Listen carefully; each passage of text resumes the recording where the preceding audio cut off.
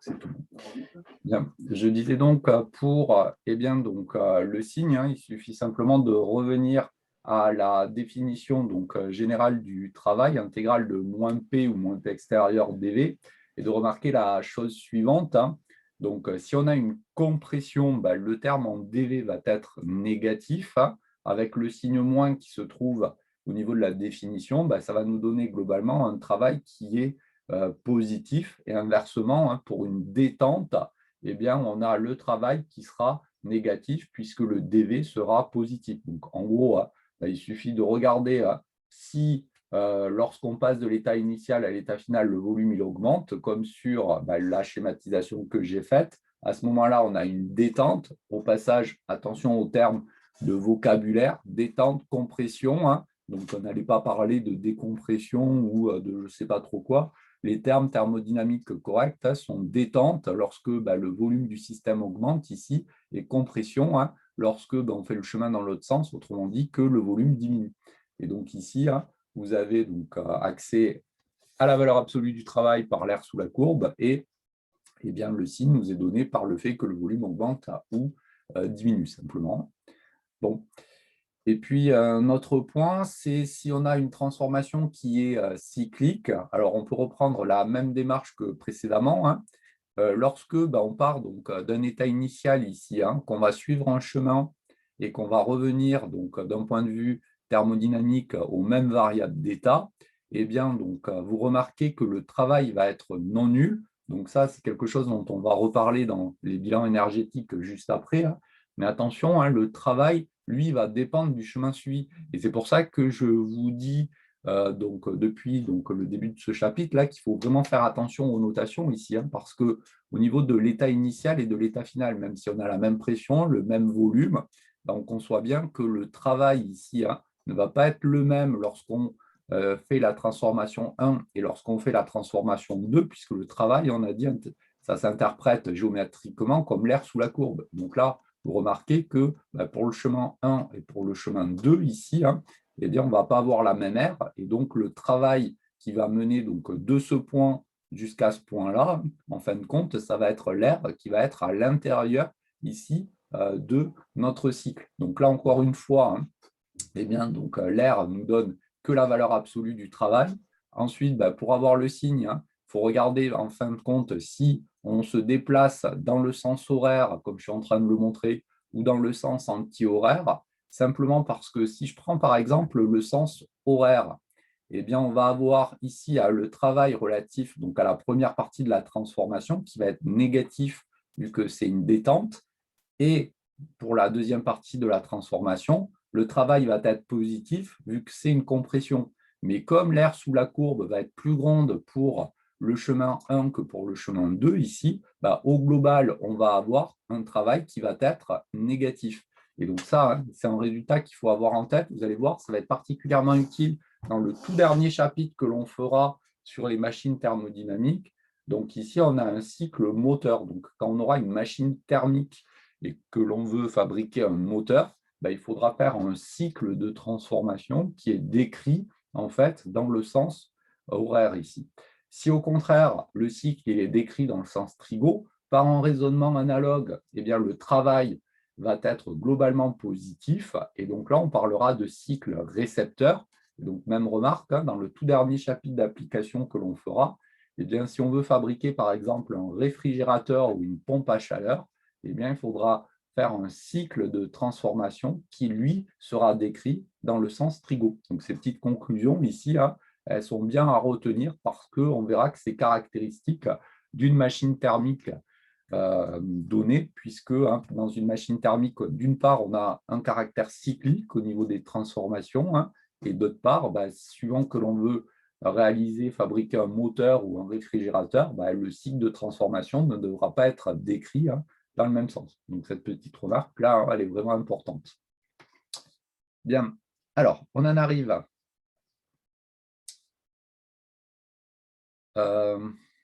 oui, deux petites remarques. Donc, pour une phase condensée idéale, le travail des forces de pression, il est nul puisque le volume, il est constant pour la phase condensée idéale et que le travail des forces de pression, lui, caractérise la variation de volume du système. Donc, pour une telle phase, le travail des forces de pression est égal à 0.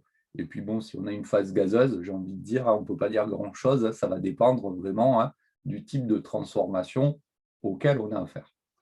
Bien. Alors, on en arrive à la partie 3. Là, c'est ce qui va être important pour nous là, pour la suite. Ce sont les principales transformations que l'on va utiliser pour décrire le cheminement d'un système d'un état initial à un état final.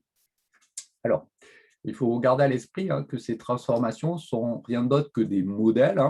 Donc, l'idée, c'est toujours la même en fin de compte. On va ici avoir un système qui est dans un état initial qu'on va devoir mener par un certain chemin à un état final. Et donc, on va avoir accès à différents modèles de transformation. Et donc, l'idée, ça sera de choisir la transformation à chaque fois qui est le plus proche de la réalité possible, comme toujours en physique.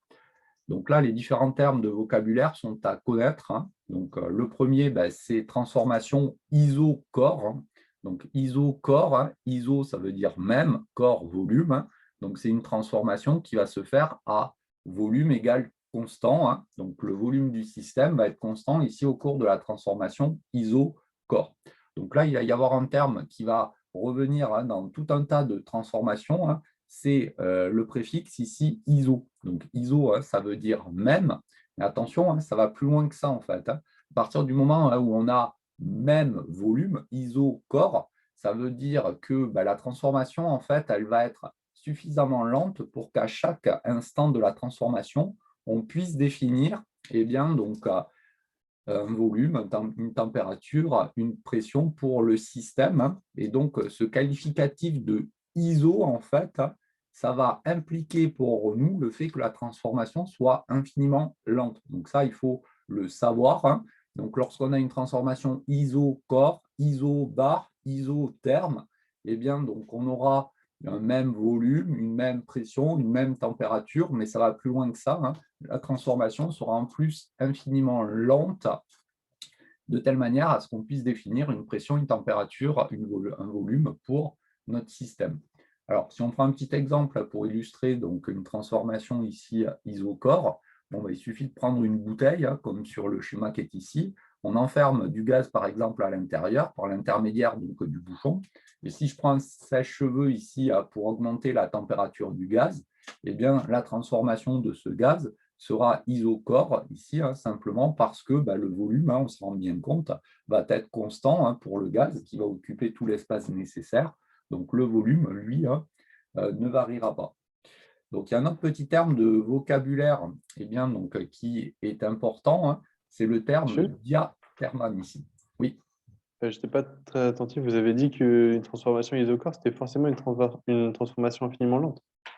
Alors, oui, alors à proprement parler. Donc là, au niveau des qualificatifs, si j'arrive à le dire, si vous avez lu un petit peu la suite, on va distinguer par la suite, par exemple, la transformation isobar d'une transformation monobar. Donc, dans la transformation isobar, on aura la pression qui est constante et la transformation sera infiniment lente. Et monobar, ça sera la pression extérieure qui sera constante. Et là, par contre, on n'aura pas de transformation infiniment lente. Bon. Au niveau de la transformation iso-corps, on ne va pas faire de distinction entre, en gros, iso-corps et une transformation dans laquelle on aurait le volume initial, le volume final qui serait le même et une transformation qui ne serait pas en fait infiniment lente. Donc là, oui, pour cette transformation particulière, on considère qu'en plus, c'est infiniment lent. À partir du moment où vous avez ce qualificatif ISO ici, on retiendra que ça veut dire infiniment lent ici. Okay. Dans ce cas particulier, c'est extrêmement… admettons, c'est théorique, mais on prend un récipient indéformable, on met une grenade dedans, le volume il va être constant. Pourtant, je pense que ça ne va pas être infiniment lent, quoi. Oui, alors pour le coup, on n'utilisera plus le qualificatif de isocore. Okay. Donc, dans ISO, il y a forcément ce caractère infiniment lent. Donc, sur l'exemple que tu as choisi, on peut le faire, ce n'est pas le souci.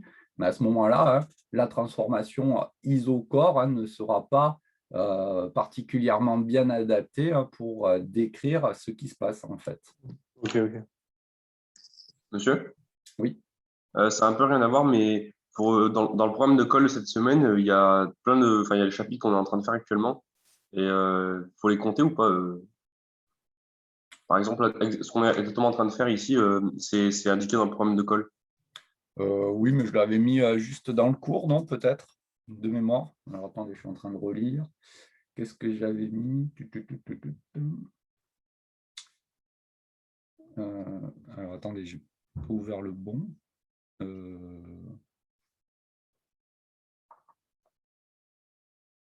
D'ailleurs, je suis en train de me dire que je n'ai pas envoyé le bon programme de colle au colleur. J'ai envoyé le programme 23, c'est le programme 24 que j'aurais dû envoyer. Disons, il y aura juste éventuellement une question de cours au niveau de ce chapitre-là, savoir définir une transformation isobar, etc. Mais après, on ne fera pas de calcul là-dessus puisqu'on n'a pas fait encore le premier principe. Donc, ce sera que les définitions en thermodynamique. Oui, c'est juste une petite définition, mais après, il nous faut le chapitre 3 pour commencer à faire des vrais calculs là-dessus. Le chapitre 2, je vous ai dit, c'est la fin du chapitre 1 ou le début du chapitre 3. On peut le voir de deux manières différentes, mais tant qu'on n'a pas fait le chapitre 3, on ne peut pas faire de calcul là-dessus. D'accord. Bien. Alors, hop. Donc la transformation, donc isocore. Oui, alors, pardon, ce que j'étais en train de dire, là, je ne vais pas terminer, c'est ce qualificatif ici, diatherman. Donc, vous devez le connaître également. Donc, attention, vous allez voir, il y a plein de termes de vocabulaire qui se ressemblent ici. Donc, avec des parois diathermanes, des échanges de chaleur, d'énergie sous forme de chaleur sont possibles entre l'intérieur ici et l'extérieur en fait du récipient. Donc, quand je chauffe avec mon sèche-cheveux ici, j'amène de l'énergie thermique qui va passer à travers donc, la paroi du récipient. Et ça, c'est possible parce que les parois sont diatherman. Donc, vous allez voir un peu plus loin, on va voir un terme qui ressemble beaucoup, mais qui, au contraire, sera privatif. Donc, diatherman, ça, c'est un qualificatif à connaître. Bien. Ensuite, on a donc la transformation isobar. Donc, isobar, pression égale constante. Et donc là, le qualificatif ISO nous permet justement d'amener cette idéalisation que j'évoquais précédemment, à savoir que la pression du système va être constante au cours de la transformation ici. Et donc, pour que ça soit possible, ça, à savoir que la pression du système soit constante, il faut forcément que la transformation soit infiniment lente. Donc, gardez à l'esprit que dans la transformation isobar, il faut que cette transformation ici soit infiniment lente. Et donc, ça, j'avais déjà donné précédemment un petit exemple de transformation isobar. Donc, je le reprends. Donc, ici, si vous avez un cylindre à parois rigide avec des parois diathermanes pour permettre les échanges de chaleur entre l'intérieur et l'extérieur, autrement dit entre la flamme et le gaz.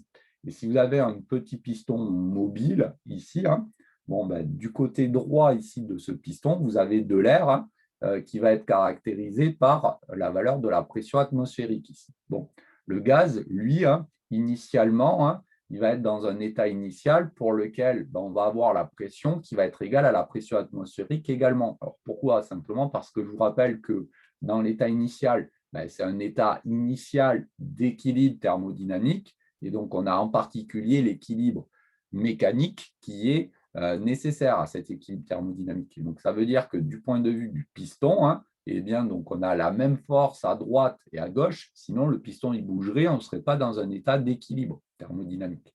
Bon. Et donc on va avoir à l'état initial également la pression du gaz qui est égale à la pression atmosphérique.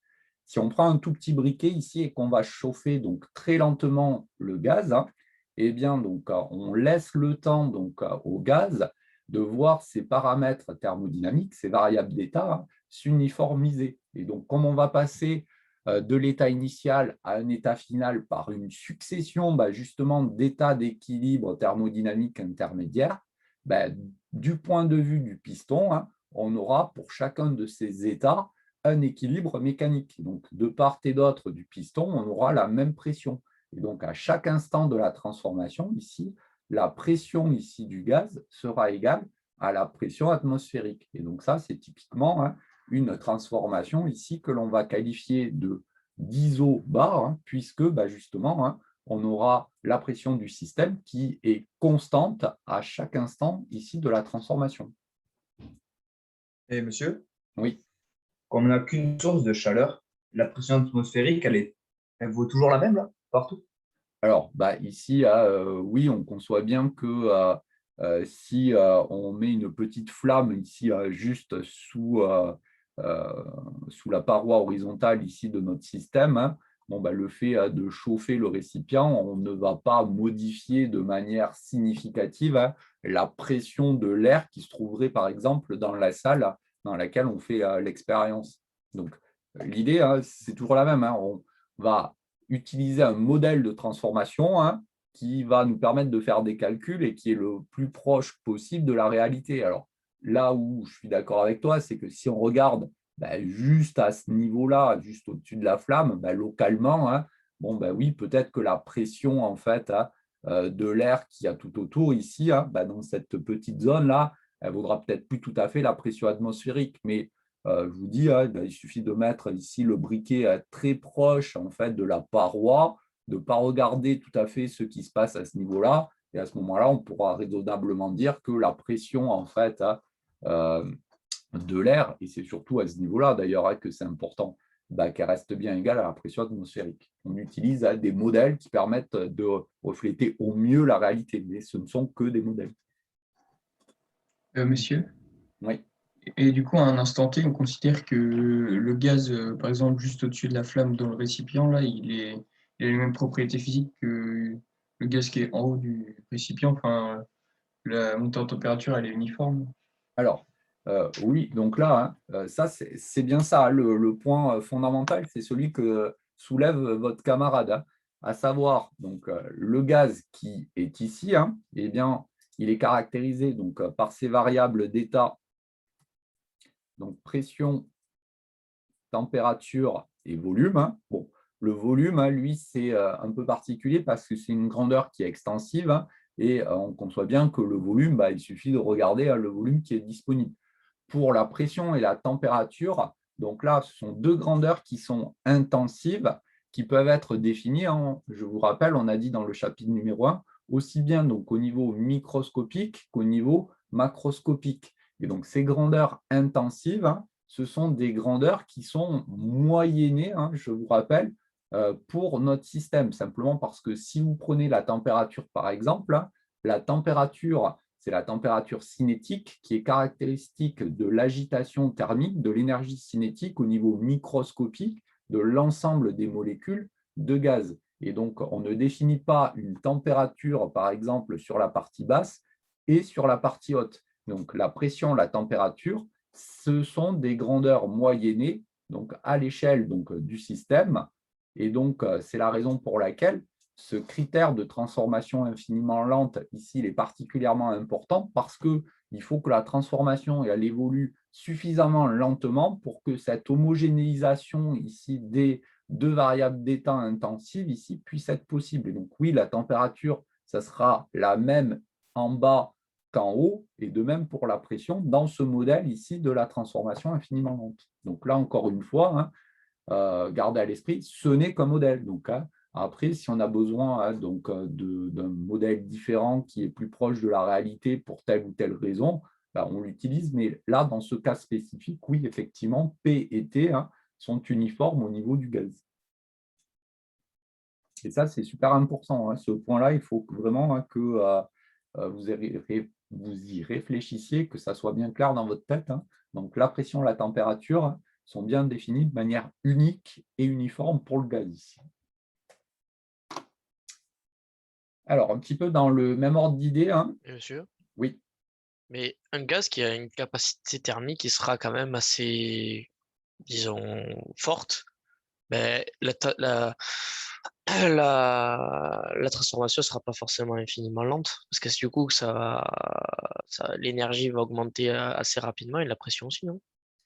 Alors, après, ça dépend de la manière dont on chauffe, mais disons, les capacités thermiques, elles sont assez commune pour tous les gaz, alors parfaits en tout cas. Donc, après, pour certains gaz qu'on ne peut pas assimiler à des gaz parfaits, bon, ben là, il faudra peut-être effectivement y regarder d'un peu plus près, mais disons, j'ai envie de dire, c'est au cas par cas. D'accord. Alors, dans le même ordre d'idée, il y a la transformation qui est mono-bar. Donc là, attention, il faudra bien distinguer le qualificatif iso-bar du qualificatif mono-bar. Donc, vous allez voir, il y a des exos assez classiques en thermo, donc, dans lesquels, justement, on passe d'une transformation iso-bar à une transformation mono-bar ou inversement. Et on fait, par voie de conséquence, le calcul énergétique un peu différemment, suivant que la transformation elle est isobar ou monobar. Donc là, avec le qualificatif mono ici, eh bien, on ne va plus avoir en fait le critère infiniment lent. Donc ici, on va avoir la pression qui est extérieure au système qui va être constante. Après, lorsque la transformation s'opère, la pression du système peut être définie ou pas, on n'en sait rien en fait. Et la seule chose que l'on sait, c'est que c'est la pression extérieure, autrement dit, la force par unité de surface qui va s'appliquer sur la surface qui délimite notre système, qui va être constante. Mais c'est à peu près tout. Alors, l'exemple de la transformation monobar, je vous l'avais donné hier. Donc ici, si vous avez un cylindre avec ici du gaz à l'intérieur, on peut, du point de vue de ce système qui est le gaz, s'intéresser à la force par unité de surface qui va s'exercer au niveau de la surface qui délimite en fait ce système. Donc la surface que je dessine en bleu à ce niveau-là.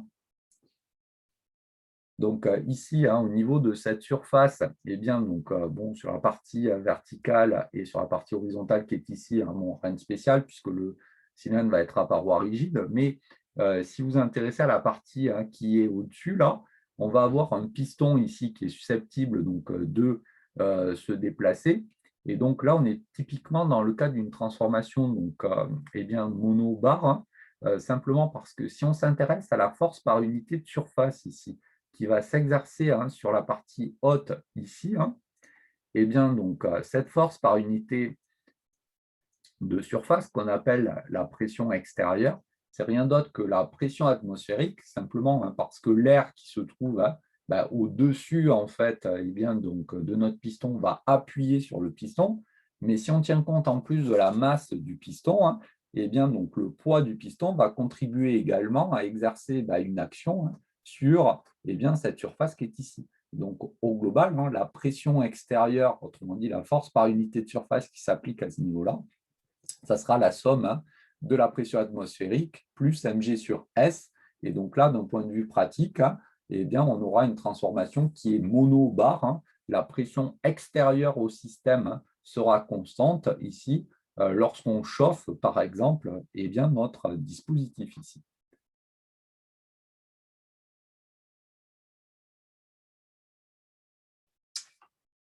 Pas de questions? Mais monsieur, lors d'une transformation isobar, on peut aussi la qualifier de monobar aussi, non?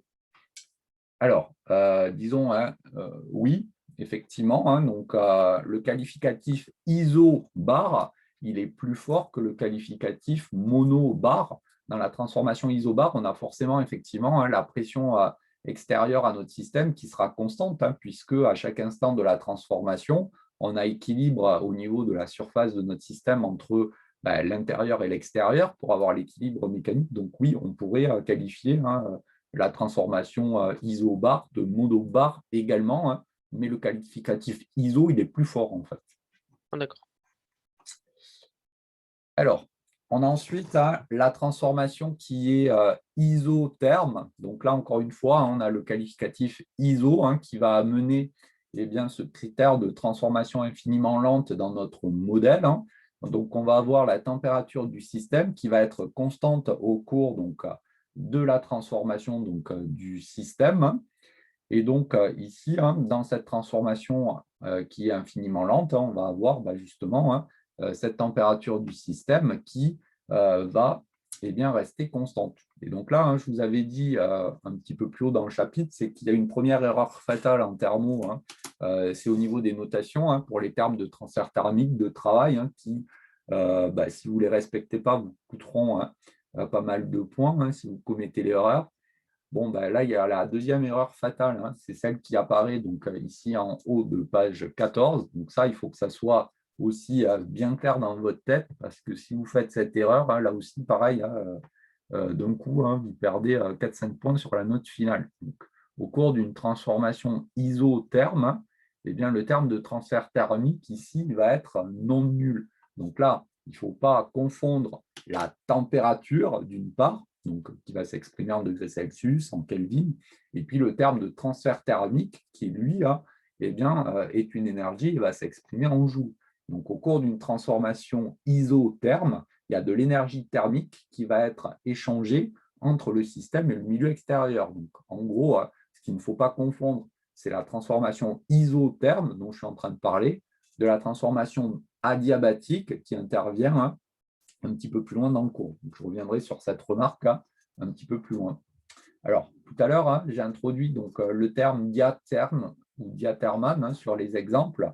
Bon, justement, lorsqu'on a les parois du récipient qui sont diathermes ou diathermanes, eh bien, on a des échanges de chaleur qui sont possibles entre l'intérieur et l'extérieur du récipient. Et c'est ça qui va permettre justement à la transformation en fait, d'être isotherme, justement. Donc là, pour illustrer un petit peu ça, eh bien, imaginons la chose suivante. Je reprends ici mon cylindre horizontal avec un piston mobile ici. Et donc, autant sur la partie supérieure, on peut imaginer donc, des parois qui sont thermiquement isolées, calorifugées. Par contre, là, je prends une paroi ici diathermane sur cette zone-là.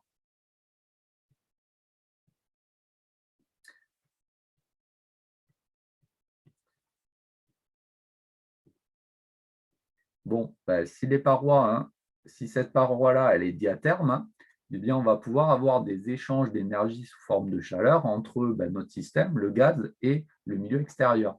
Compte tenu du fait qu'on a un thermostat ici, eh bien, on va avoir donc la température de ce thermostat qui est constante. Donc, si on imagine qu'on a un opérateur ici qui pousse très, très lentement sur le piston, là, c'est modélisé par la petite flèche tout à droite. Bon, à ce moment-là, si l'opérateur il pousse très lentement sur le piston, la transformation elle va être infiniment lente. Et en plus, elle va pouvoir être qualifiée d'isotherme ici, puisque compte tenu du fait qu'il y a un thermostat, eh bien, la température en fait, de notre gaz ici va rester égale à la température du thermostat à chaque instant de la transformation, puisque là, les échanges de chaleur sont possibles.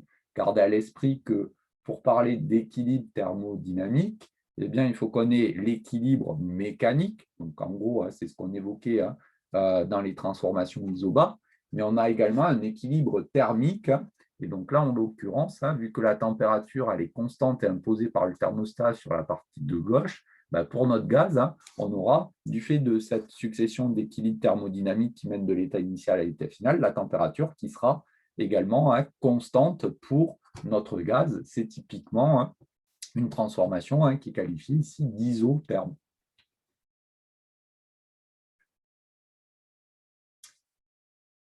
Bon, il y a le pendant des transformations isothermes, donc sont les transformations qui sont monothermes. Donc, ça fonctionne en gros de la même manière que isobar, monobar. Donc, au niveau des transformations monothermes, c'est la température extérieure au système qui va être constante.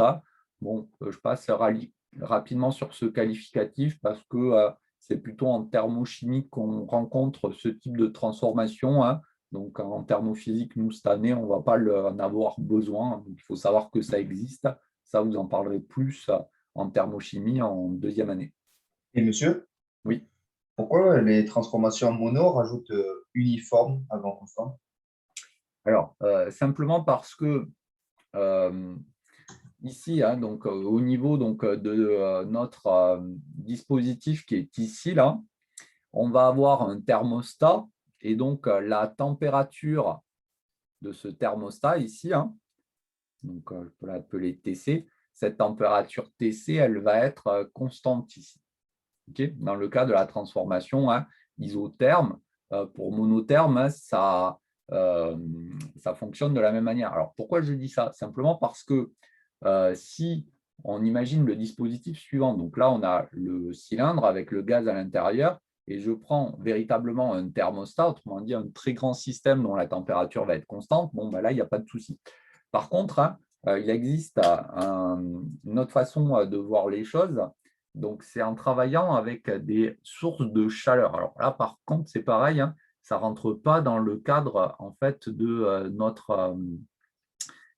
du programme de cette année. Donc ça, vous en reparlerez un petit peu en deuxième année, hein, mais en tout cas, en première année, c'est plus au programme. Donc, si vous prenez une source de chaleur, en fait, hein, en fait, on fait la même expérience, mais avec un dispositif ici qui est de taille relativement faible. Et donc, on va avoir la température en fait, du milieu extérieur qui va varier également. Donc, à un instant T donné, hein, la température sera uniforme en fait, pour notre système, mais elle pourra varier également. Et donc, là, il y a d'une part le fait que la température soit constante et d'autre part qu'elle soit partout la même, hein. Autrement dit, il ne faut pas qu'on tienne compte d'un gradient de température, par exemple, au niveau du système, sinon on bascule encore une fois sur d'autres types de descriptions. Donc là, hein, on se place vraiment, hein, en tout cas en première année, dans cette description élémentaire hein, où tout marche très bien dans le sens où, là, en l'occurrence, pour la transformation isotherme, hein, on a un dispositif très gros dont la température ici est constante et partout pareil, hein. Et puis, si on n'est pas dans ces cadres-là, si la température n'est pas constante, on travaille avec des sources de chaleur et donc les bilans ne sont plus les mêmes. Si la température n'est pas uniforme, il y a des gradients de température, donc il y a des phénomènes de diffusion thermique qui se produisent. Donc ça, c'est des choses que, dont vous parlerez en deuxième année. Hein, simplement, hein, ce n'est plus du tout les mêmes mises en équation, quoi, en fait. D'accord. Monsieur, on considère comment un système qui en gros, il perd de la chaleur par les parois, mais la perte de chaleur, elle compense la création de chaleur de la réaction. Et du coup, la température reste constante à l'intérieur, mais qu'il y a quand même émission de chaleur. Ça serait isotherme. Hein. Okay. Les isothermes, parce que, en fait, alors, disons, si tu as une perte de chaleur et que la température, elle reste constante, ça veut dire qu'il y a forcément un autre terme énergétique qui vient compenser cette perte de chaleur. Hein. Donc, ça peut être, par exemple, un terme de travail des forces de pression, ou ça peut être de l'énergie cinétique macroscopique, ou autre chose qui vient compenser en fait cette perte de chaleur. Hein. Donc, c'est justement ça que va nous donner le premier principe, hein, c'est le lien entre les différentes grandeurs. Mais il y a forcément notre terme énergétique en fait. Hein. D'accord. Bon, et donc on termine sur la transformation donc adiabatique. Alors là, attention, j'ai écrit une bêtise sur le poly, donc il faut modifier, je n'avais pas vu. Donc, bien évidemment, hein, ce n'est pas Q isotherme, hein, mais c'est Q adiabatique égale 0. Hein.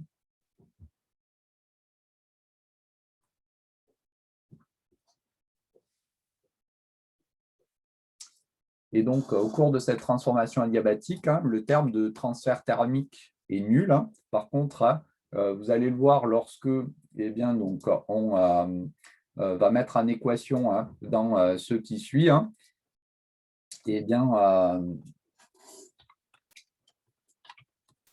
dans ce qui suit, la température initiale et la température finale, elle, ne sera pas la même. Hein. Donc, vous verrez, on va faire un petit calcul hein, un peu plus loin pour illustrer ça.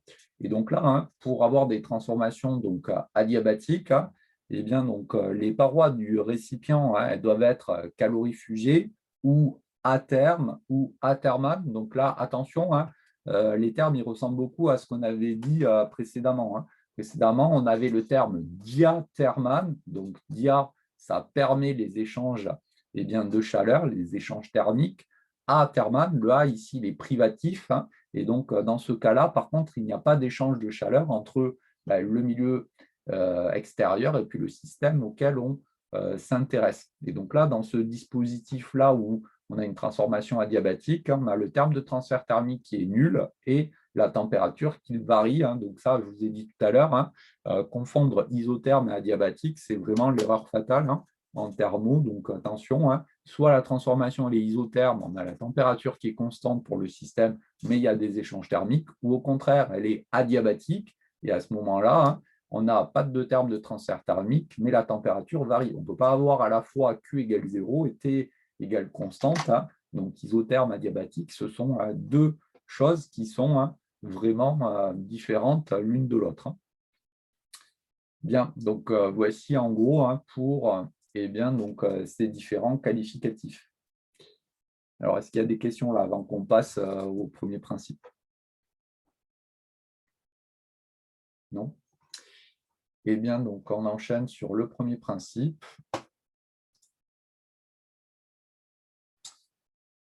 Alors, au niveau du premier principe, c'est bon, le document là, il a bien changé. Vous avez le chapitre 3 à l'écran là? Oui. Oui. Ouais, ok. Bien. Donc, le premier principe, ça va être rien d'autre qu'une généralisation du théorème de l'énergie mécanique qu'on avait vu en mécanique un peu plus tôt dans l'année. Donc là, l'idée, ça va être de mettre en relation les différentes grandeurs énergétiques que j'ai introduites dans les deux premiers chapitres. Donc, je vous avais dit, dans les deux premiers chapitres, il y a pas mal de définitions dont on a besoin pour ensuite écrire les choses proprement.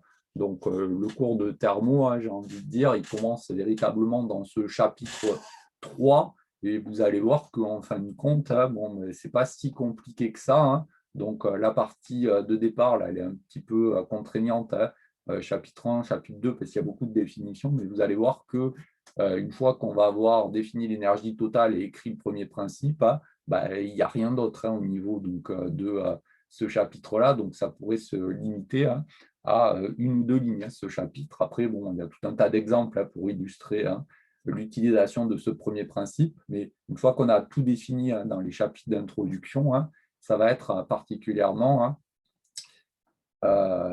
normalement facile à comprendre.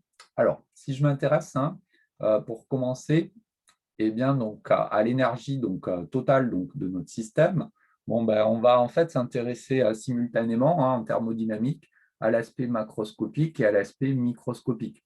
Donc l'aspect macroscopique, il est donné par l'énergie mécanique ici de notre système au sens mécanique du terme, savoir c'est l'énergie cinétique macroscopique plus l'énergie potentielle macroscopique, telle qu'on l'avait vu en mécanique.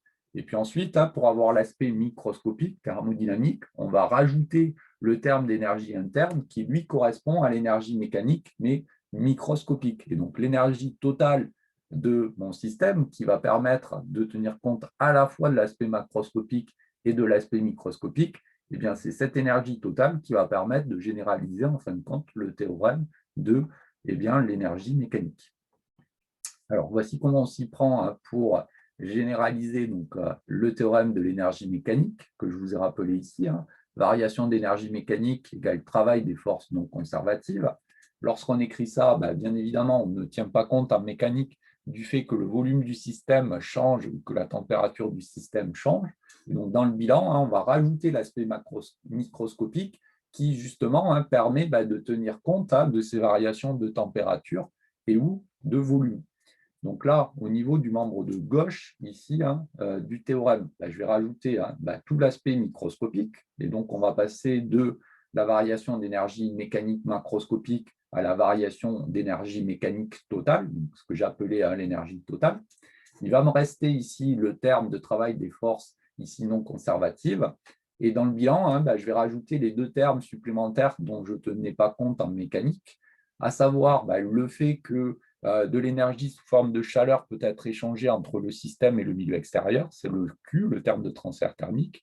Et puis, je rajoute également, ça c'est une force qui va générer un travail au niveau mécanique, le travail des forces de pression, WP ici, mais pareil, ça, j'en tenais pas compte de ce travail particulier dans l'approche purement mécanique, et donc je rajoute ce terme de travail. Et donc, voici le premier principe de la thermodynamique. On a la variation d'énergie totale du système qui est égale au travail des forces non conservatives, plus le terme de transfert thermique, plus le travail des forces de pression. Alors, on pourrait garder la relation sous cette forme-là. En général, il est présenté sous une forme un tout petit peu différente, ce théorème, ce premier principe. Donc, voici comment il est réarrangé. Monsieur, Oui. la variation de l'énergie interne, c'est égal à Q plus WP? Alors, non, surtout pas. Et vous allez voir, lorsqu'on va prendre des petits exemples pour illustrer l'utilisation du premier principe, c'est pas ça. Ici, vous avez la variation d'énergie totale du système sur la partie de gauche. Et donc, en fait, le système il sera conservatif. Donc, par conservatif, j'entends la même chose que ce qu'on disait en mécanique.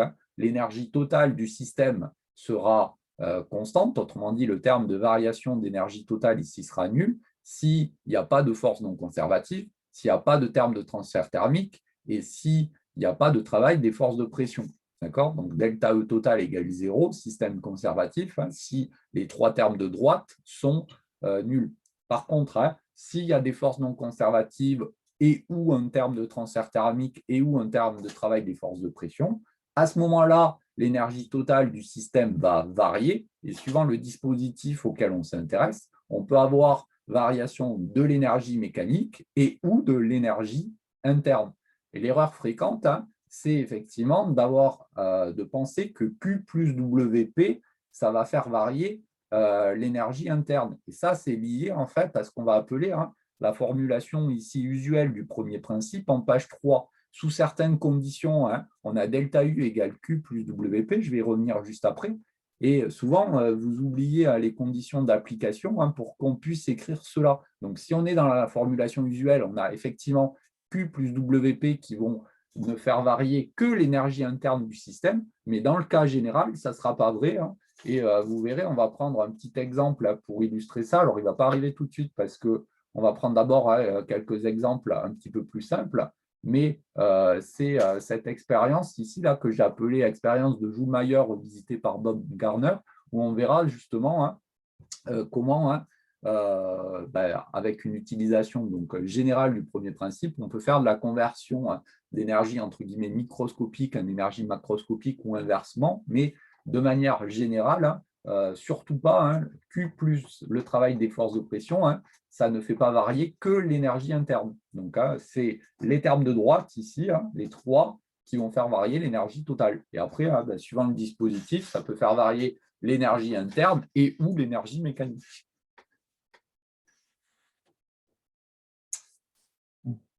Alors, ici, donc, dans la réécriture, le réarrangement ici du théorème, on repasse par la définition en fait, de la variation d'énergie mécanique en décomposant en énergie cinétique et énergie potentielle macroscopique.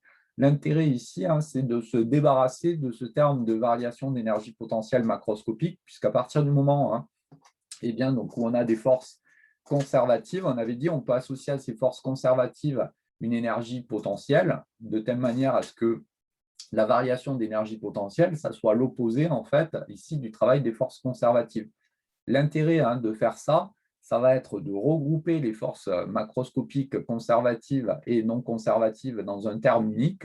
C'est ce que je vais appeler ici W autre. Alors, W autre, simplement parce que, en fait, on va distinguer deux travails différents, à savoir le travail des forces de pression, le WP, qui, lui, va être responsable de la variation en fait, de volume de notre système et éventuellement toutes les autres forces qui interviennent. Donc, le premier principe, c'est sous cette forme ici générale qu'on le retiendra, à savoir, on a la variation d'énergie cinétique macroscopique plus la variation d'énergie interne qui va être égale à trois termes, les transferts thermiques entre le système et le milieu extérieur, le travail des forces de pression qui caractérise la variation de volume de notre système, et puis éventuellement tous les autres travaux qui peuvent être mis en jeu, travail du poids, travail d'une force de rappel élastique, etc. etc. Bien. Alors, ce que j'évoquais juste avant, là, c'est qu'il existe une formulation usuelle du premier principe qui biaise un peu les choses, j'ai envie de dire, simplement parce que, de même qu'en mécanique, on avait donc établi le théorème, disons, on avait donné le théorème de l'énergie mécanique en ne conservant que l'aspect mécanique du dispositif, ben, on peut faire exactement la même chose en thermo en écrivant le premier principe, mais en ne gardant que l'aspect microscopique. Donc ça, ça sous-entend, si on reprend ici la dernière formulation qu'on a donnée du premier principe ici, que l'on va avoir le repos macroscopique, de manière à avoir le terme de variation d'énergie cinétique, ici macroscopique, qui est nul. Et puis, donc, on suppose qu'il n'y a pas de travail autre que les forces de pression. Et donc, ce terme-là, on va considérer qu'il est nul également. Et à ce moment-là, on obtient ce qu'on appelle la formulation usuelle du premier principe, où la variation d'énergie interne, c'est le terme de transfert thermique plus le travail des forces de pression. Et donc, dans cette formulation particulière, où on a le repos macroscopique et il n'y a pas de travail autre que les forces de pression, ben, à chaque fois qu'on aura un terme de transfert thermique et ou de travail des forces de pression, ben, c'est vraiment effectivement ici que l'énergie interne, l'énergie mécanique microscopique qui variera. Mais attention, il faut qu'on soit dans cette formulation ici usuelle donc, du premier principe. Donc là, il y a quelque chose qu'il faut avoir en tête, c'est que lorsqu'on faisait des exercices de mécanique, on ne vous indiquait pas, si on s'intéresse au mouvement d'une voiture sur une route, on ne vous disait pas, on considère que le volume de la voiture est constant et que la température de la voiture est constante. C'est pour ça qu'on se plaçait directement dans l'utilisation purement mécanique en fait, de la conservation d'énergie, avec variation d'énergie mécanique égale travail des forces non conservatif. Donc là, dans les exercices, suivant la manière dont est écrit l'exercice, eh bien, il faudra faire exactement la même chose. On ne vous dira pas forcément dans l'exercice que l'on a le repos macroscopique et qu'il n'y a pas de travail autre que les forces de pression. Et donc, ça sera à vous placer automatiquement dans cette formulation usuelle du premier principe. Alors, comment ça peut s'opérer un tel exercice? On vous dit simplement, on s'intéresse à une mole de gaz parfait qui va subir une transformation isotherme, puis une transformation isobare, etc. Et donc, dans ce type d'exercice, on ne vous décrit pas en fait la manière dont on s'y prend pour avoir accès justement à cette transformation isobare, isotherme, etc. Donc, ça sous-entend simplement que on aura le repos macroscopique et que le travail autre que les forces de pression sera nul. Donc, si on ne vous donne aucune information sur la description de l'expérience, on se placera automatiquement dans cette formulation-là. Alors, vous verrez, au niveau des exercices, il n'y a pas lieu à hésiter. Soit on vous donne un schéma avec s'il y a des ressorts, des différences de hauteur, des choses comme ça.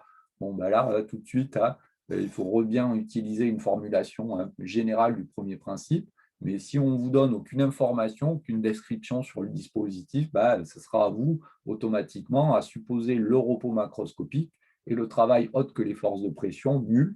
Alors après, malgré tout, je vous suggère quand même, en tout début d'exercice, de faire l'effort de réécrire ici cette formulation générale du premier principe, parce que c'est vrai que 90% des exercices utilisent cette formulation-là usuelle du premier principe, mais si par malchance vous tombez sur les 10% restants, il ne faut pas oublier des termes dans le bilan. Donc surtout, ne retenez pas delta U égale Q plus WP pour le premier principe. Non, ce n'est pas ça. Le premier principe, c'est la conservation ici de l'énergie totale qu'on a réécrit sous cette forme-là. Alors, on va commencer à prendre les premiers exemples. Donc, cette partie petit 3 ici, elle est super importante. Donc, ça, tous les petits calculs qui sont faits ici dans cette partie petit 3, il ne faut pas connaître les résultats par cœur, ça ne sert à rien, il faudra les recalculer à chaque fois. Mais en tout cas, il faut savoir refaire extrêmement rapidement tous ces petits calculs parce que ça, c'est des choses dont on a besoin dans tous les exercices. Donc, le gaz parfait qui subit une transformation usuelle, ça, on retrouve au moins un des calculs dans tous les exercices. Alors, le système auquel on va s'intéresser, ça va être le gaz parfait. Il va subir une transformation qui le mène d'un état initial à un état final, avec des variables d'état qui vont être a priori différentes, P1, V1, T1 dans l'état initial, P2, V2, T2 dans l'état final. vu que c'est un gaz parfait, hein, si on connaît par exemple la pression P1, le volume V1, la température T1, bah, la quantité de matière, forcément, elle va être fixée également, hein.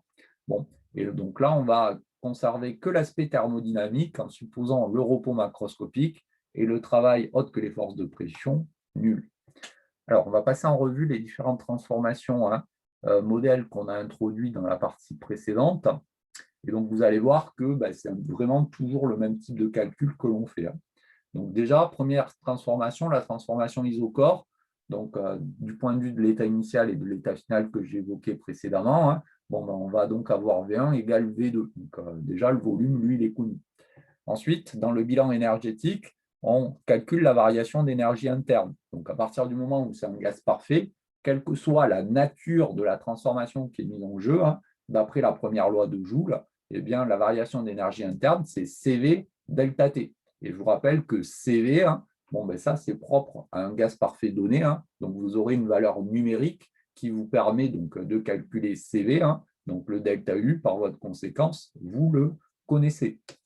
Le travail des forces de pression, bah, il est nul puisque hein, le volume du système est constant. Et je vous rappelle que le travail des forces de pression, hein, vraiment garder à l'esprit, qui caractérise bah, justement hein, le fait que le volume du système va varier. Donc là, en l'occurrence, il est constant, hein, donc ce travail ici va être nul. Et pour avoir accès au terme de transfert thermique, bah, il suffit d'utiliser la formulation usuelle ici du premier principe, puisqu'on a le repos macroscopique et le travail autre que les forces de pression qui est nul, hein. Et donc, on a le terme de transfert thermique ici, hein, qui s'identifie à la variation d'énergie interne.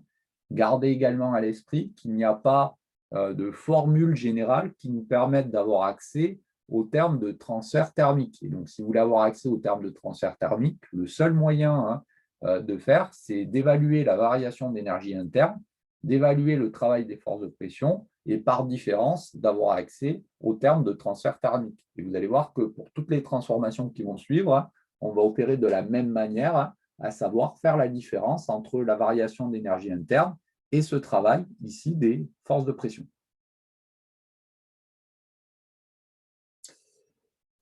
Transformation isobar, la pression P1 égale la pression P2. Donc après, hein, ça va être un petit peu répétitif hein, du point de vue de la variation d'énergie interne, hein, que la transformation elle soit isochore, isobar ou autre chose, hein, on aura toujours delta U qui est égal à CV delta T hein, du fait de la première loi de Joule. Donc delta U, CV delta T. Pour le travail des forces de pression, donc là, hein, on va avoir l'intégrale de moins P extérieur dV. La particularité, c'est que bah, la transformation, elle est isobar, donc infiniment lente. Et donc, à chaque instant de la transformation qui va mener de l'état initial à l'état final, la pression du système, elle va être définie, égale à la pression extérieure, égale à une constante, donc moins P1 fois dV.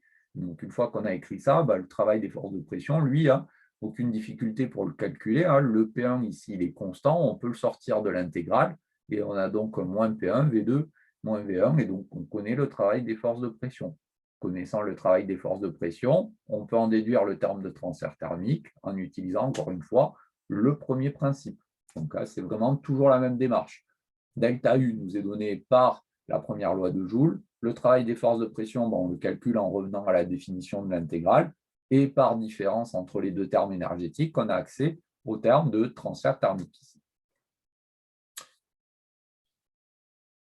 La transformation isotherme, donc on a T1 égale T2, donc la variation de l'énergie interne nous est donnée encore une fois par la première loi de Joule, avec ici la particularité qu'elle est nulle, cette variation d'énergie interne, puisque hein, notre température, elle est constante. Pour le travail des forces de pression, il va falloir intégrer. Donc là, attention, on ne va pas raconter n'importe quoi, hein. La transformation, elle est infiniment lente. Donc on a la pression du système et la pression extérieure qui sont égales, les deux, hein. C'est pour ça que je suis passé de moins P extérieur à moins P. Donc, transformation infiniment lente, donc l'équilibre mécanique nous permet d'écrire que la pression du système va être égale à la pression extérieure à chaque instant. Et donc là, remarquez bien hein, que quand on parle de transformation isotherme là, de notre gaz parfait, bon, on ne vous explique pas bien hein, sur cet exemple-là comment on s'y prend hein, pour maintenir cette température constante, mais ce n'est pas très grave, on n'en a pas besoin pour le calcul. Bon, par contre, là, surtout, hein, on n'allait pas sortir le P ici de l'intégrale, puisqu'il varie, hein, le P pour une transformation isotherme. Donc là, le seul moyen de pouvoir intégrer, c'est de repasser par l'équation d'état du gaz parfait, le fait que P, c'est nRT sur V, pour ensuite pouvoir intégrer ça correctement, hein, puisqu'une fois qu'on a utilisé cette équation d'état, le nRT1, lui, il est constant, donc on peut le sortir ici de l'intégrale, et après, bon, on peut facilement, hein, primitiver et se servir des deux bornes d'intégration pour avoir accès, hein, à l'expression du travail. Donc ce petit calcul-là, hein, il faut qu'il prenne moins de 2 minutes, hein, pour retomber ici sur cette expression du travail des forces de pression, hein. Il faut vraiment y arriver rapidement, hein. Le terme de transfert thermique, Q, hein, c'est la différence entre ΔU et le travail des forces de pression. Monsieur, Oui, alors je termine juste là. Le terme de transfert thermique, remarquez bien que dans ce cas particulier ici de la transformation isotherme, hein, bah, il prend en valeur absolue, hein, la même valeur, hein. Il y a juste le signe ici qui va changer entre les deux termes. Alors oui, Assimi.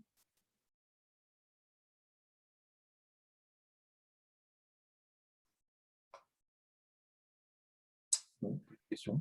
c'était par rapport à la partie, on est dans la transformation isotherme. Oui.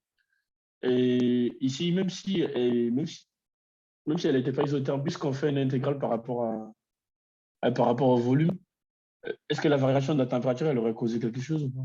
Alors, bah, le problème, c'est que si la température, elle varie, eh bien là, on est embêté, hein. On ne sait pas comment varie la température et on ne peut pas intégrer. Alors, si je prends un petit exemple pour illustrer ça, imaginons, hein, que l'on s'intéresse à une transformation, hein, qui est par exemple adiabatique et en plus, on la prend infiniment lente, cette transformation. Okay.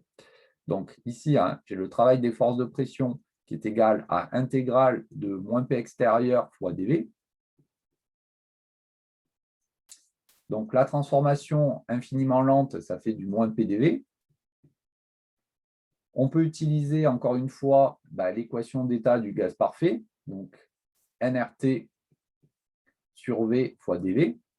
Mais ensuite, si on imagine par exemple une transformation adiabatique où la température va varier, lorsqu'on est à ce niveau-là, on est coincé, hein, on ne peut pas en fait sortir le T de l'intégrale parce qu'il varie, et même si on intègre par rapport au volume, hein, le T en fait va dépendre du volume du fait de l'équation d'état. Et donc là, hein, typiquement, on est bloqué, on ne peut rien faire si on ne sait pas comment varie le T en fonction du volume. Et donc là, hein, on ne peut pas écrire grand-chose de plus que ce que je viens d'écrire à ce niveau-là.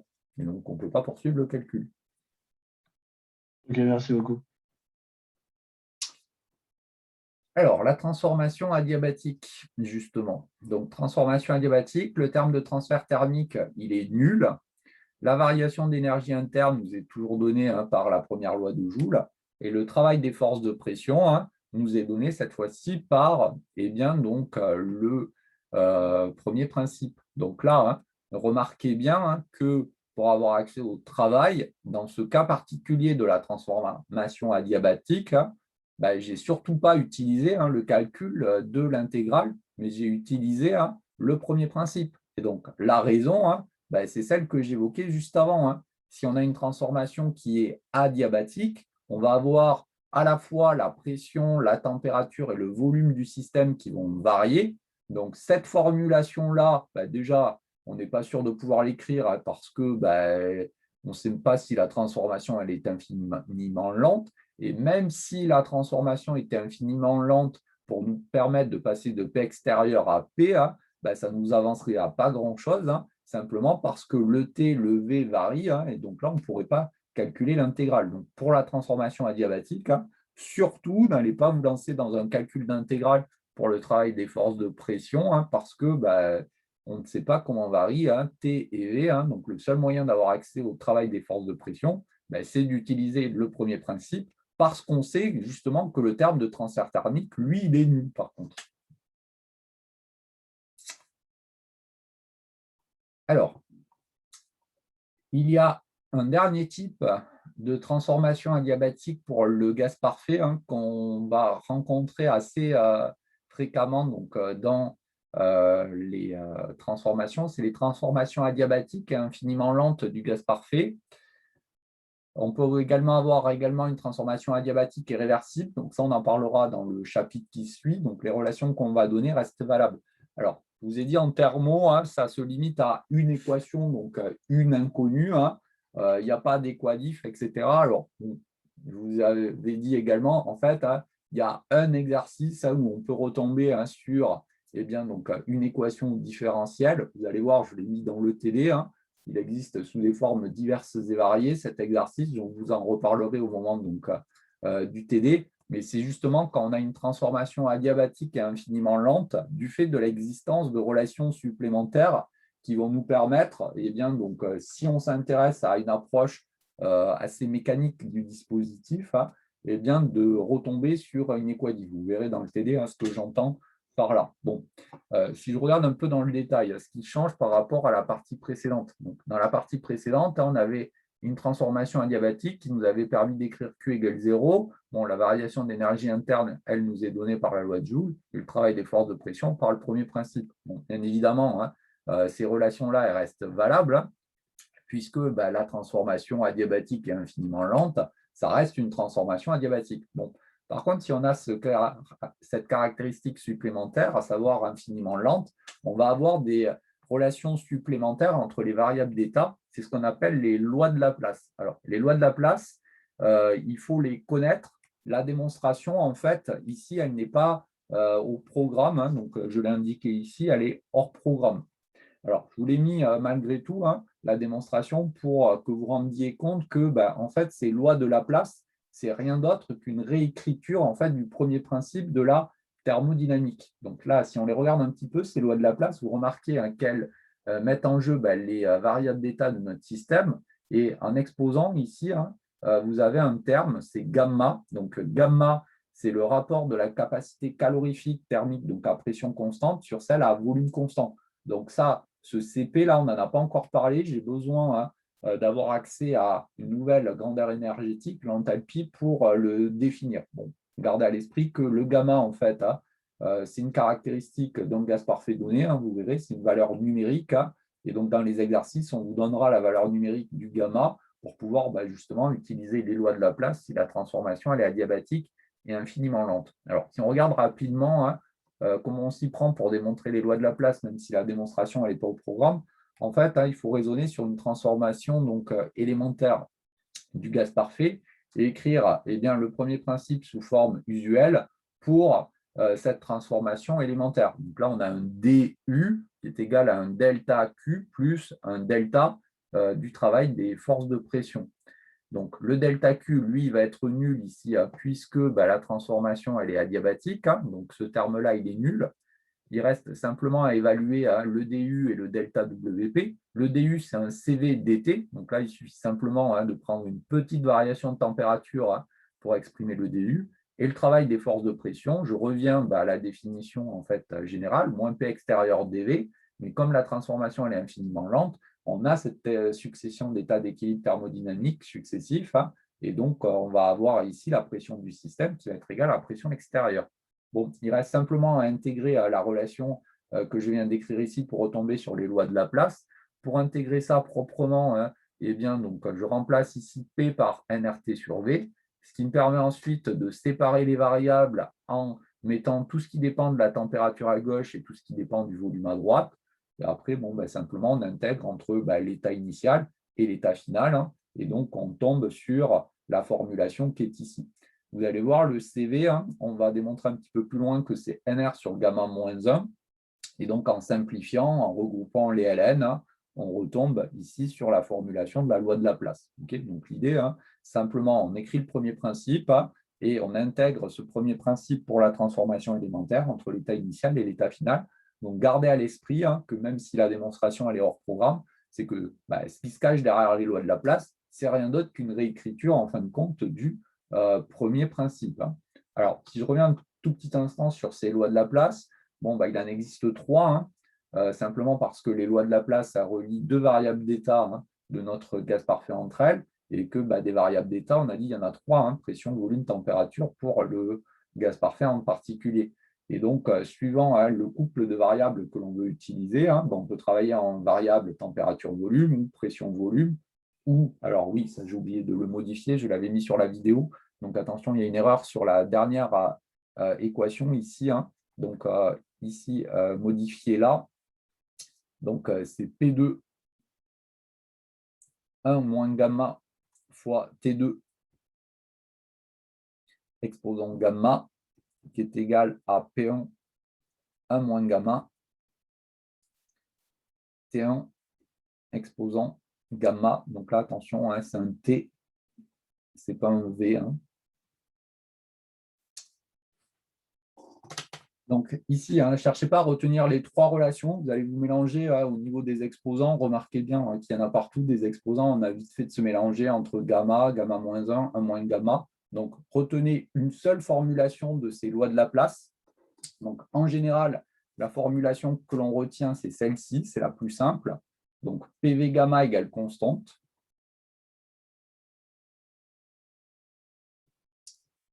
Et puis ensuite, si vous avez besoin des autres formulations des lois de Laplace, si vous prenez donc par exemple la pression pour le gaz parfait, c'est nRT sur V, vous remplacez P par nRT sur V, vous retombez sur la première formulation. Et pareil pour la dernière formulation, il suffit d'éliminer donc le volume, par exemple, en utilisant l'équation d'état du gaz parfait. Donc là, surtout, n'allez pas chercher à retenir les trois, retenez-en qu'une. Donc, en général, c'est PV gamma égale constante que l'on retient. Et après, on retrouve les autres au besoin. Donc là, vous allez voir, ces lois de Laplace, là, elles sont particulièrement utiles dans les exercices. Ça nous permet d'avoir accès facilement à l'état final lorsque on connaît l'état initial. Alors, si on prend un petit exemple pour illustrer ça, donc ça, c'est vraiment l'exercice classique de chez classique. Si vous avez la chance de tomber sur un exercice de ce type-là, il faut vraiment aller chercher les points parce qu'il n'y a aucune originalité dans le sens où on va s'intéresser ici à un cycle de transformation pour un gaz parfait et on vous demande donc de faire les calculs correspondants à ce cycle de transformation. Et donc, d'un point de vue pratique, il suffit de ressortir les formulations du dessus. Donc là, plus classique que ça, il ne peut pas y avoir. Donc là, notre cycle, c'est un cycle qu'on qualifie de le noir. C'est lorsqu'on a une détente isobar, compression isotherme, refroidissement ici, isocore. Et voilà. Alors, par contre, je suis en train de me dire, la représentation dans le diagramme de Clapeyron, là, je ne me rappelle pas en avoir parlé. Alors, attendez un petit instant.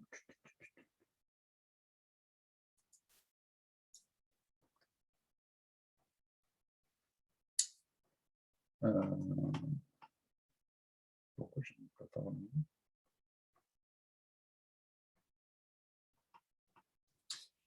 Alors, excusez-moi juste un petit instant, je vérifie un truc là, parce qu'il y a quelque chose qui me paraît bizarre.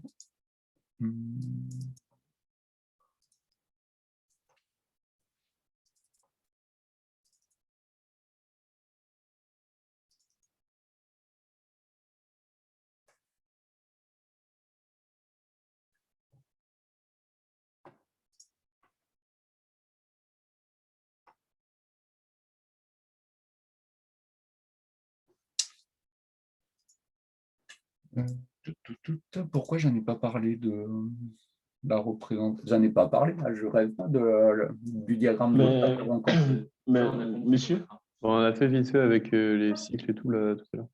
Oui, je sais, mais c'est pas grave, je vais faire un petit rappel à ce niveau-là.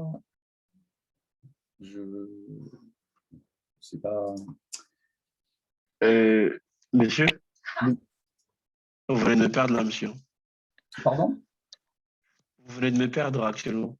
Alors, je t'ai perdu à quel niveau? Là, je ne sais pas pourquoi vous êtes remonté au chapitre 2 pour voir des trucs. Je sais pas pourquoi. Non, c'était juste parce que j'avais une remarque à faire sur le diagramme de Clapeyron, mais je me dis que je ne l'ai pas encore fait. Donc, Ouais, c'est ça que j'allais dire tout de suite. Je vais faire un premier rappel ici. Alors, non, mais ça doit être dans le second principe que je le fais en fait. Il faudra juste que je vérifie de ne pas oublier de le faire. C'est juste quelque chose que je voulais vérifier quelque chose. Alors, le diagramme de Clapeyron, en fait, ça, c'est un diagramme qui est assez intéressant donc, en thermodynamique. Vous verrez, il y en a principalement trois des diagrammes en thermodynamique, autrement dit, hein, des schématisations à 2 dimensions. Hein. C'est lorsque on s'intéresse par exemple à la pression en fonction du volume. Donc ça, c'est ce qu'on va appeler le diagramme de Clapeyron ou le diagramme de Watt. Vous pouvez rajouter hein, également hein, le nom ici. Hein. Donc diagramme de Clapeyron, diagramme de Watt, c'est la même chose. On trace le volume en abscisse et la pression en ordonnée. Vous verrez que lorsqu'on parlera des changements d'état dans le chapitre 5, hein, on utilisera également le diagramme de phase pression-température. Et puis, donc, dans les machines thermiques, il y aura un dernier diagramme qui sera assez utile. C'est un diagramme pression-enthalpie, donc qui nous permettra hein, d'avoir accès à une approche un petit peu plus qualitative de tout ça. Alors, l'intérêt du diagramme de Clapeyron, hein, c'est simplement de pouvoir représenter, lorsqu'on a une succession de transformations, de manière visuelle, en fait, hein, eh bien, donc, les différentes transformations. Et donc, c'est particulièrement utile hein, pour ce type d'exercice. Alors, lorsqu'on vous demande de dessiner le diagramme ici, hein, bon, bah, pas de grosses difficultés hein, dans la mesure où on a donc le volume en abscisse, la pression en ordonnée, et que, eh bien, on a le type de transformation auquel on s'intéresse. Donc là, en l'occurrence, on va partir hein, d'un point A, et la particularité, c'est que vous connaissez donc, le volume et la pression. Hein. Donc, ça va être notre état d'équilibre thermodynamique de départ, ici, P0, V0. Et ensuite, on a une détente iso-bar qui va eh bien, donc, doubler donc, le volume du système.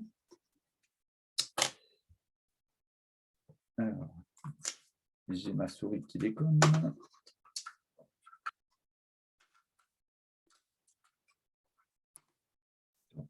Alors, une détente isobar hein, qui va doubler donc, le volume du système. Et donc, isobar, on a la pression qui est constante. Hein, donc, on a une horizontale qui va mener ici à un état B où bah, le volume va avoir doublé.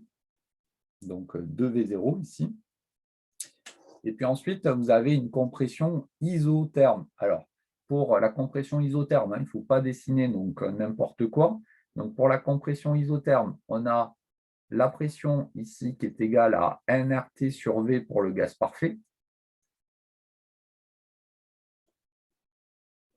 Et donc, vous remarquez que si on s'intéresse ici à la compression isotherme, ce que l'on va devoir dessiner ici, c'est une branche d'hyperbole, puisque la température étant constante, nRT ici, c'est une constante. Et donc, on a une courbe à représenter de la forme P égale constante sur V. Hein. Donc, c'est typiquement ici une branche d'hyperbole à dessiner. Donc, branche d'hyperbole qui va ramener, on vous dit, hein, jusqu'à son volume initial. Donc, on va aller ici jusqu'à l'état C hein, par l'intermédiaire d'une branche d'hyperbole. Et puis enfin, hein, on va avoir ici le refroidissement isochore qui va ramener hein, jusqu'à l'état A, ici, hein, par la transformation. Donc, ce qu'on peut hein, s'appeler P1, hein, la pression hein, qui se trouve à ce niveau-là. Et donc, voici donc, le cycle de transformation. Le but, hein, ça va être de calculer en fait hein, eh bien, donc, le travail et le terme de transfert thermique au cours de ce cycle de transformation. Hein. Donc là, on est typiquement hein, dans le cas de figure que j'évoquais, à savoir, hein, bah, ce qui va nous intéresser, c'est l'air ici à l'intérieur du cycle. Par contre, hein, cet air, on n'y a pas accès directement en calculant l'air de la figure géométrique qui est définie ici par les points ABC, parce que du fait de la branche d'hyperbole qui se trouve là pour la transformation BC, hein, eh bien, on est embêté, hein, on n'a pas une forme géométrique simple. Donc là, hein, dans ce cas particulier-là, on va être obligé de repasser par eh bien, donc, le calcul des différents termes énergétiques pour chaque transformation. Bien. Avant de faire ça, on vous demandait à quelle température T1, oui. Pourquoi ce n'est pas une droite affine, la compression?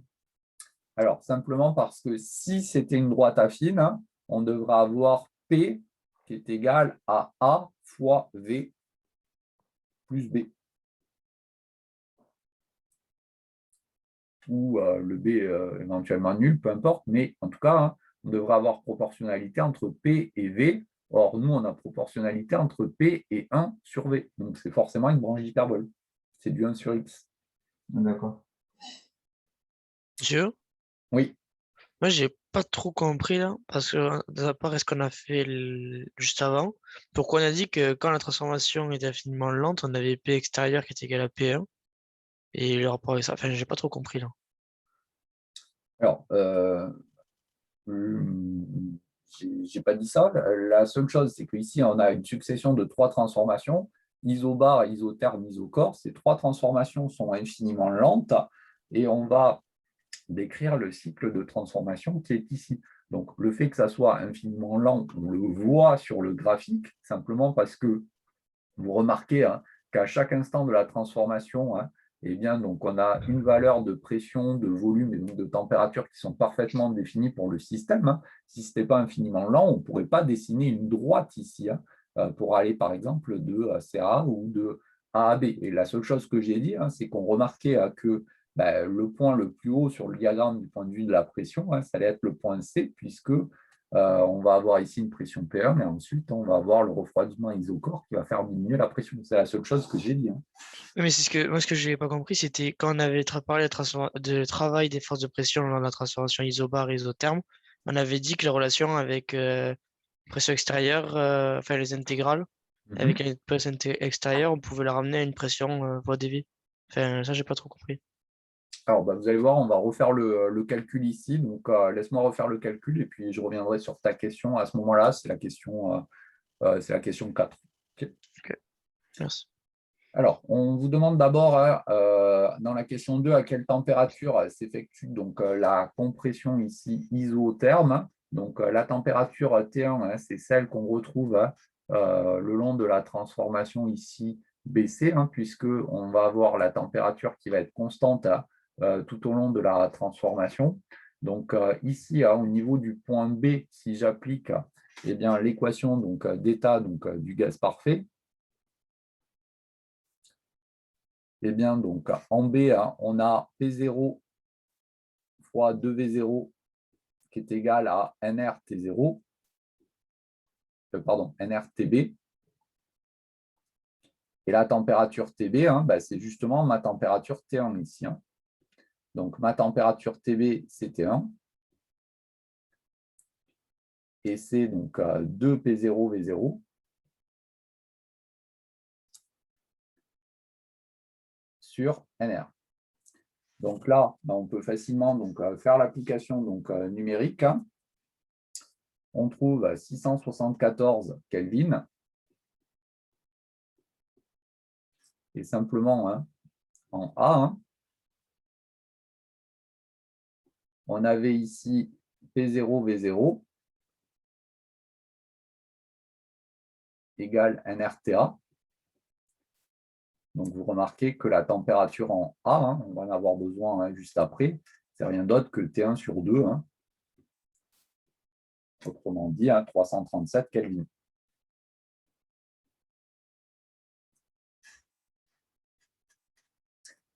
La pression maximale atteinte, ça va être la pression en C.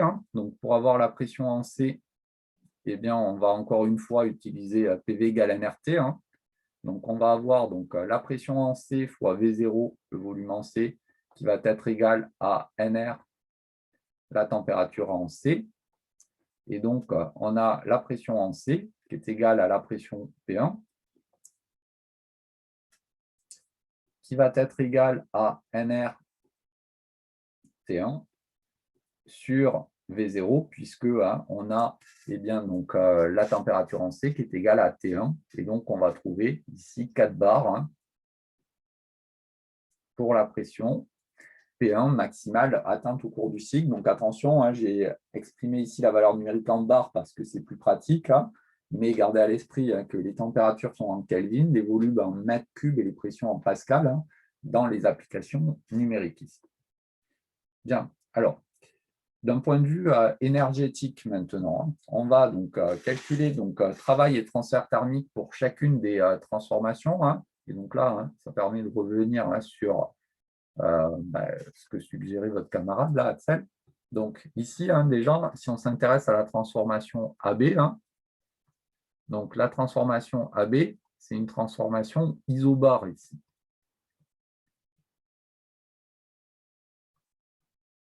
Et donc, on a P égale constante.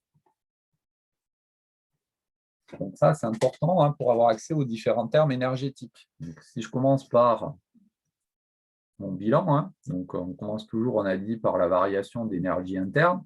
Donc ça, c'est donné par la loi de Joule, à savoir, on va avoir l'énergie interne qui ne dépend que de la température. Donc on a delta U qui est égal à CV delta T.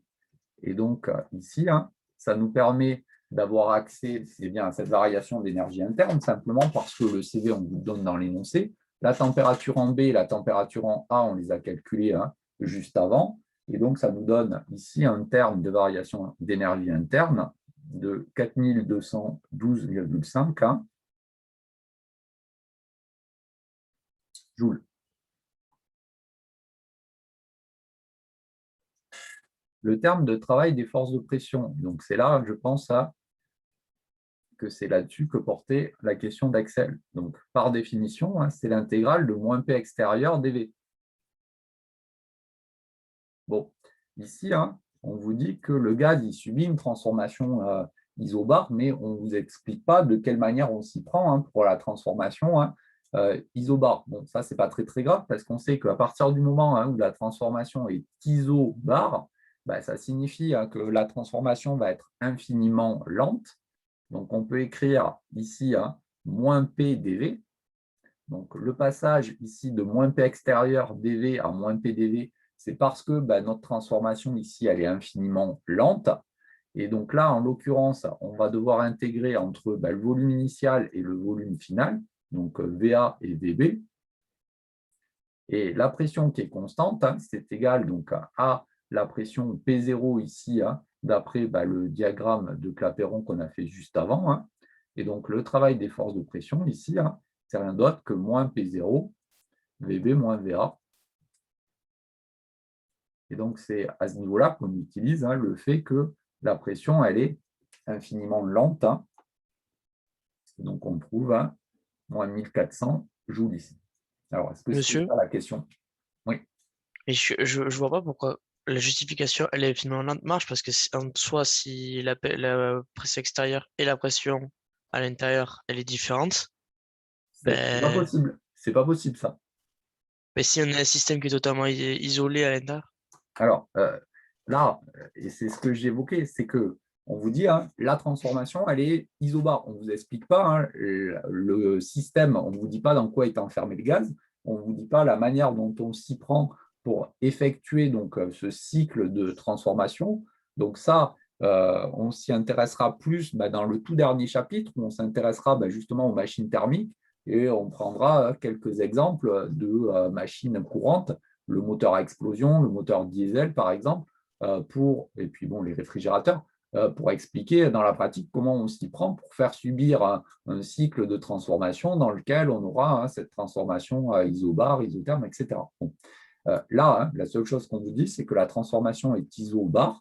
Et donc, pour une transformation isobar, c'est un modèle de transformation dans lequel, justement, la pression en fait, de notre système va être constante tout au long de la transformation. Et donc, pour que ça soit possible, il faut forcément que la transformation elle soit infiniment lente, parce que si elle ne l'était pas, eh bien, on n'aurait pas la pression du système qui est constante. Et donc là, je vous ai dit, il y a deux approches vraiment différentes dans les exercices.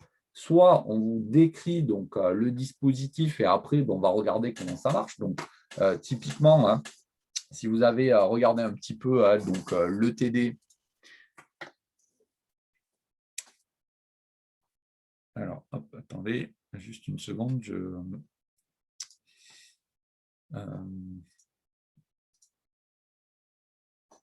ouvre le TD. Hop, il est là. Donc, je change d'écran un tout petit instant. Donc, je partage. Écran 1. Voilà. Donc là, je vous ai mis à l'écran un petit instant là, le TD sur le premier principe. Donc là, si vous prenez l'exercice 1, par exemple, là, vous voyez que vous avez ici une enceinte qui va contenir de l'hélium. Ici, on va avoir un petit moteur qui va faire tourner un arbre. Et donc là, on vous montre, entre guillemets, on vous explique la manière dont on s'y prend pour avoir accès à la transformation à laquelle on s'intéresse. Si vous vous intéressez par exemple à l'exercice 3, la détente de Joule-Gay-Lussac, eh bien c'est pareil. Donc, on vous donne le dispositif expérimental avec les 2 récipients, le robinet, etc. Et donc ici, on s'intéresse ici à des dispositifs réels où là, on voit ce qui va se passer. Mais si vous prenez par exemple l'exercice 4, dans l'exercice 4, eh bien là, on est typiquement dans le même cas de figure que celui qu'on est en train de faire en ce moment. À savoir, on vous dit, on s'intéresse à un gaz et ce gaz va subir une détente isotherme. Mais là, on ne vous explique pas la manière dont on s'y prend. Et donc, ça suggère déjà la formulation usuelle du premier principe.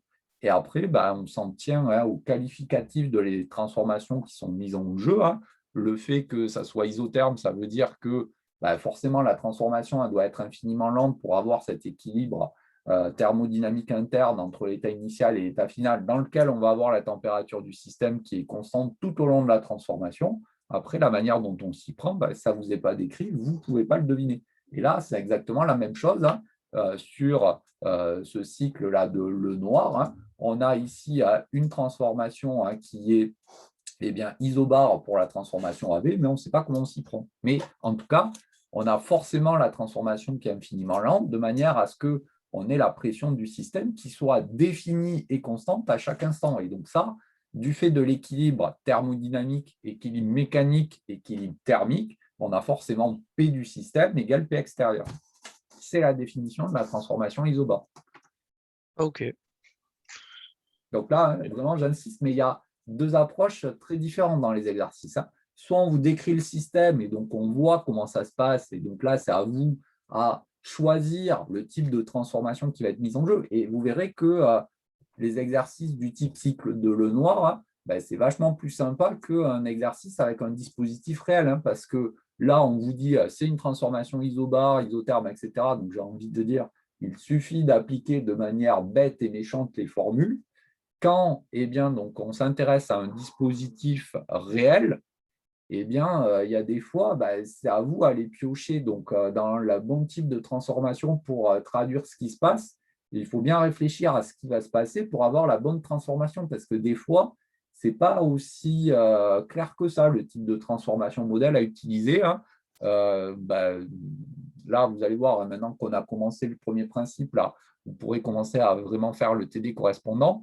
Donc là, typiquement, je suis en train de penser à l'exercice 6 en parlant de ces choix de transformation là, qui peuvent parfois être un peu délicats. Donc le dernier exercice du TD, là, vous verrez, il faudra se poser quand même un certain nombre de questions si on veut modéliser correctement. Donc là, j'ai envie de dire, si on vous dit c'est isobar, isotherme, etc., ça, et c'est pour ça que j'ai commencé en me disant, si vous avez la chance de tomber sur un exercice de type-là, il faut aller chercher les points, c'est parce que justement, il n'y a pas de question à se poser justement et on applique simplement bêtement et méchamment les formules et il faut aller chercher les points.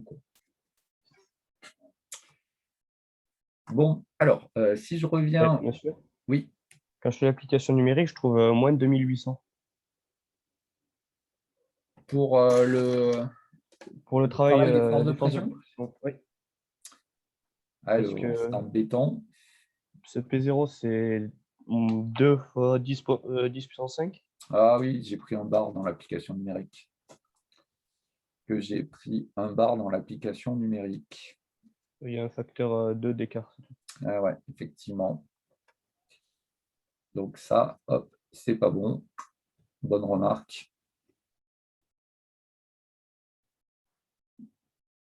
Hop. Donc attention, sur la vidéo que j'avais fait, si vous l'avez regardé, j'ai pris les mêmes valeurs numériques. Donc j'ai effectivement oublié le facteur de bar. Dans ma tête, c'était un bar. Bon. Et donc le terme de transfert thermique, alors là pareil, on va mettre des indices pour traduire le fait qu'on a la transformation AB. Le terme de transfert thermique pour la transformation AB, c'est delta U moins le travail des forces de pression.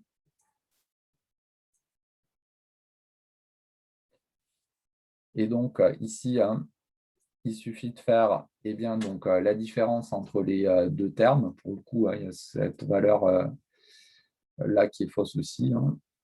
Et donc, si je la recalcule, on a 7012,5 joules. Donc ça, c'est pour la transformation isobar.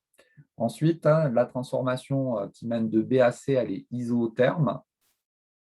Donc B à C, donc c'est isotherme.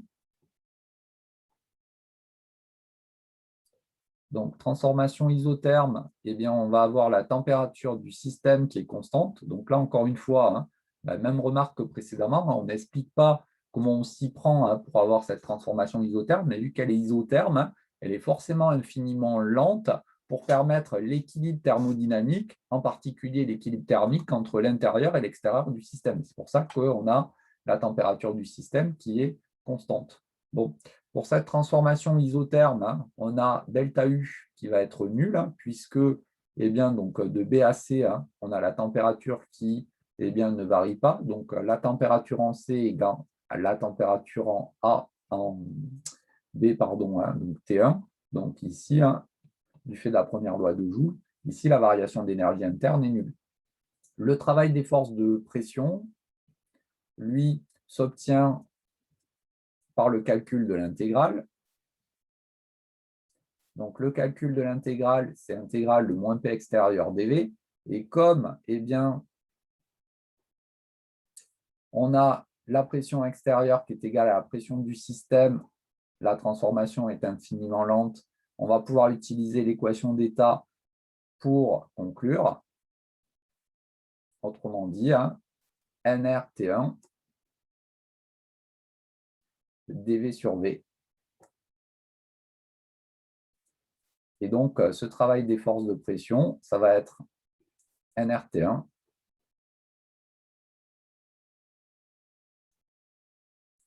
ln de V0 sur 2V0, simplement parce que ici, on part d'un état où le volume initial il vaut 2V0 pour aller jusqu'à V0. Et donc, ici, par contre, pour le coup, mon application numérique, elle doit être juste. On trouve, pour le travail des forces de pression, 3884 joules. Et ce terme-là, c'est l'opposé du terme de transfert thermique de B à C, simplement parce que la variation d'énergie interne, elle est nulle. Bon, on a la transformation isobar, la transformation isotherme, il reste la transformation isochore pour finir, qui va mener donc de C jusqu'à A. Donc là, c'est isochore. Donc, on va avoir le volume qui va être constant au cours de cette transformation. Donc, le volume étant constant, on peut facilement avoir accès à tous les termes. Alors, simplement parce que déjà, la variation d'énergie interne qui mène de CA, donc c'est CV delta T. Et on connaît la température en A et la température en C. Donc, on peut avoir accès donc à ce terme énergétique-là.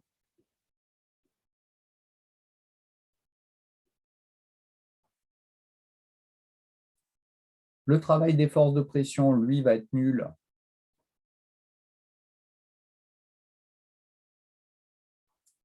Puisque le volume est constant, et gardez toujours à l'esprit que lorsqu'on a donc, une transformation isochore, le volume du système ne change pas, donc le travail des forces de pression est nul. Et donc, le terme qui est ici, c'est aussi, par voie de conséquence, le travail des forces de pression de C à A. Bien, il reste à conclure, parce que dans la question, on demandait le travail et la chaleur échangée par le système au cours du cycle. Donc, pour avoir accès donc, au travail total, il suffit de sommer tous les termes précédents. Donc, ici… Monsieur, oui. Vous avez mis le travail, mais c'est Q qui était à la delta U. Oui, effectivement. Ici, c'est le terme de transfert thermique, bien évidemment. Ce n'est pas le terme de travail. Hein. Donc, c'est Q1, bien évidemment. Bonne remarque. Donc, ici, hein, on a le terme de travail total qui est égal à la somme des différents donc, travaux. Hein. Donc, 1084 ici, joules.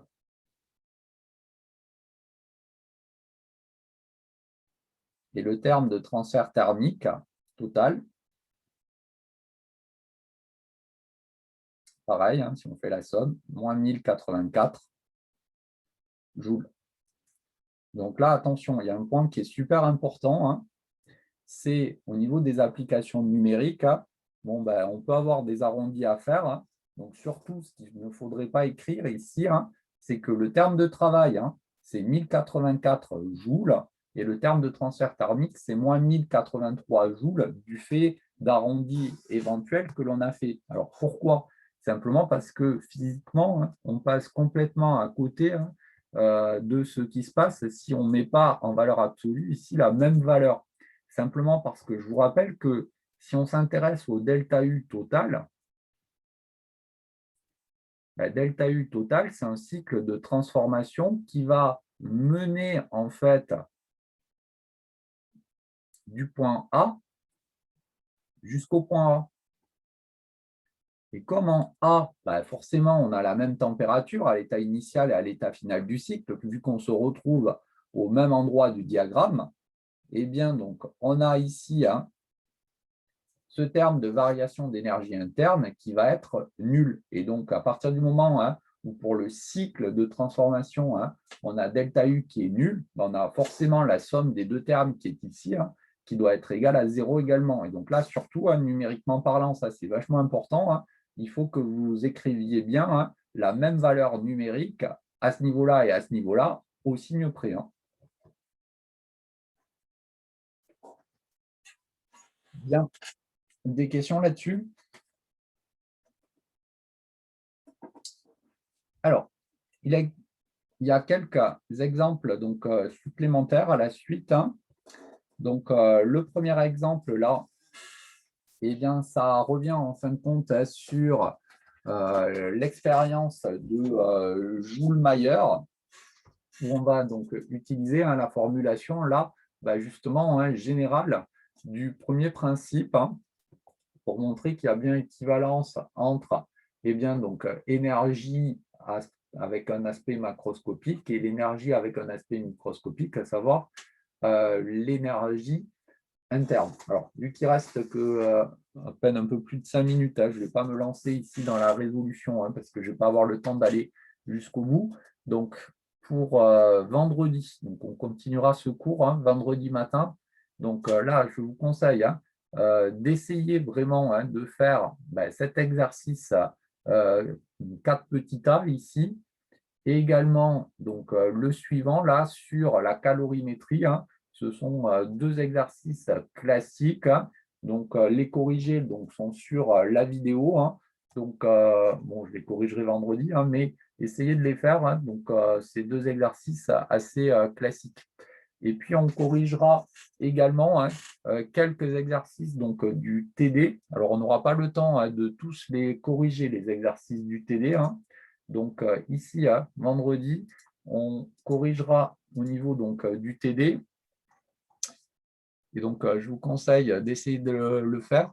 Donc, l'exercice 1, l'exercice 2, et puis donc l'exercice 4. Donc, les suivants, ils sont un peu plus compliqués.